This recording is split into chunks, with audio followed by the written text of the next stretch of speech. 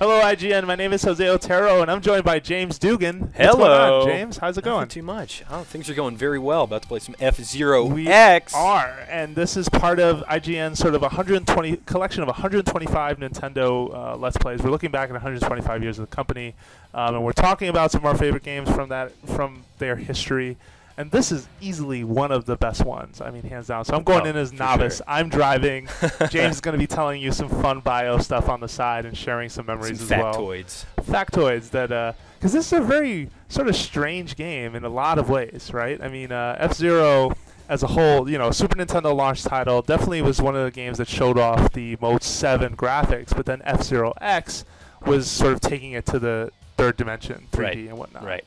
Yeah, so not imitation third dimension, like legitimately 3D character models and all that good stuff. Oh, And yeah. they played with the verticality of tracks too. And in the original F-Zero, you know, you had the left and right and the sharp turns and the boosts and all the various moves. But here you have the loop-de-loop on, as we'll see in Mute City, which is the very first track. And, of course, the legendary Blue Falcon and Captain Falcon. Driven by Captain Falcon. And I've always admired that you were able to kind of customize, at least to a degree. Okay, do I want to go for max speed or do I want acceleration? It's a game ahead of its time. And the other interesting thing about this game being developed and published by Nintendo, is that it's sci-fi.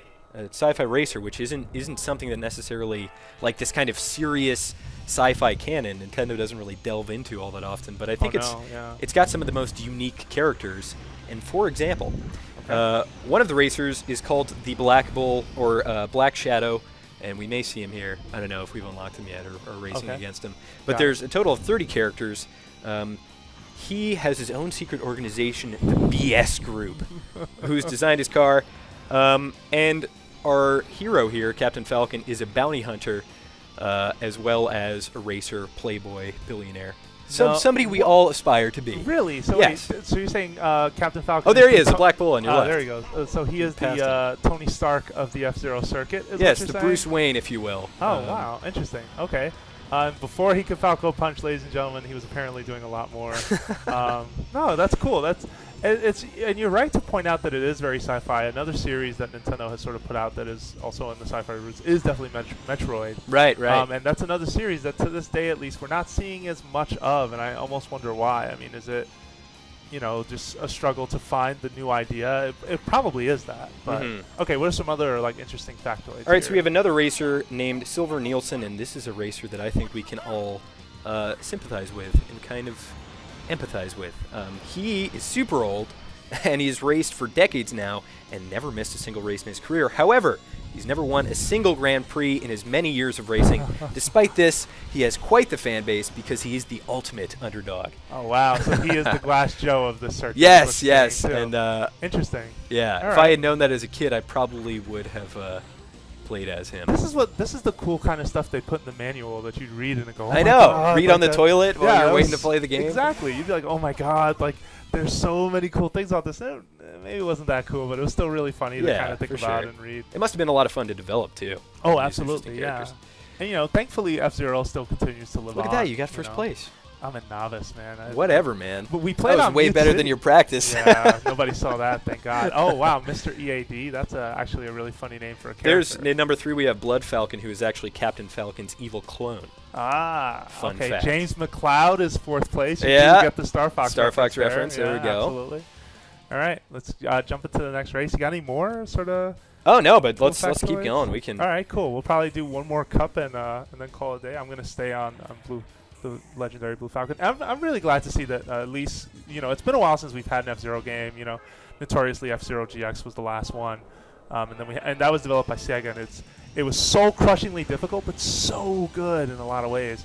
But at least Captain Falcon and some of this cast lives on in Smash Brothers. You know, For you'll sure. see Shumagorath, and you'll see these other guys show up there. And I was actually having a debate. Wait, did I say Shumagorath? I meant Samurai Goro. Okay, wow, yeah, right. I'm bugging out. Shio Gorath. Here. No, from the Elder Scrolls series. Yeah, or I was talking Marvel. I was having a debate with a friend the other day. Okay. And admittedly, I did not play that much Mario Kart when I was a kid. F-Zero was kind of my game. Okay. I think my dad bought it for me because he was a big Formula 1 guy, and he made the connection, like, F-Zero is the future Formula 1, where there's absolutely no rules and so on and so forth.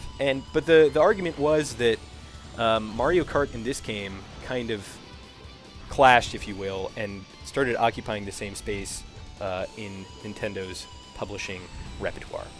So to a degree, yes. So Mario Kart is still, Mario Kart 8 and 7 were received fantastically well, so that is obviously like the victor, so to speak. But I would argue that this game in GX, as you said, became so difficult, it almost carved itself a little niche. Yeah, that yeah. I feel like we could maybe hopefully see, especially with the Wii U and HD and all that cool stuff. I would love to see. Oh, absolutely. Yeah, no. And you saw F-Zero in Nintendo Land; it was included, but that wasn't F-Zero, like at least in the way we remember it. You know, it was sort of a mini game styled around it. But yeah, and Mario Kart 8 totally pulls inspiration from F-Zero with the anti-gravity and just having these tracks that twist and bend and do like the Mobius strip thing. Totally. But yeah, I feel like F-Zero, where Mario Kart was definitely aimed at a more casual audience, F-Zero was aimed at a very high skill level, I feel, audience, one that kind of demanded those skills even. Right. So no, I completely agree with you that maybe it carved itself into a niche, even though GX is by far one of the best racing games ever made. I will challenge anyone on that, hands down.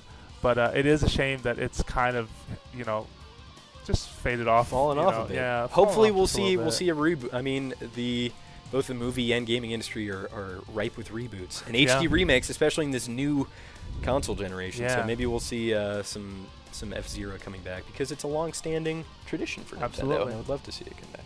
Well, let us know your memories of F-Zero GX. Tell us what you think, or F-Zero X, excuse me, not or GX if you feel like it. Yeah, or the series. Let us know what you think in the comments, and thanks for watching. We'll have more coverage of all these Let's Plays from Nintendo's 125th anniversary right here at IGN.